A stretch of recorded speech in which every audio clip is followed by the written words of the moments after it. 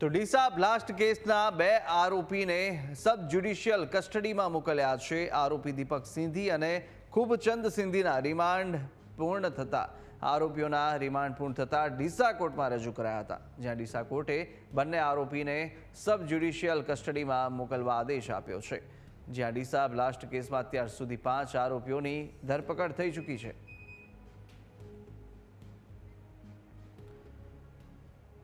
આરોપીઓના remand પૂર્ણ થતાં તેમને ડીસા કોર્ટમાં રજૂ કરવામાં આવ્યા હતા। કોર્ટે આરોપીઓને સબ જ્યુડિશિયલ કસ્ટડીમાં મોકલવામાં આવ્યા। ડીસા કાંડ કે જેની અંદર અગ્નિકાંડમાં અનેક લોકો મોતને ભેટ્યા છે અને ડીસામાં ફટાકડાની ફેક્ટરીની અંદર આ આગ લાગી હતી અને બાદ જે આગની ઘટના સામે આવી અને 5 જેટલા આરોપીની ધરપકડ કરવામાં આવી હતી।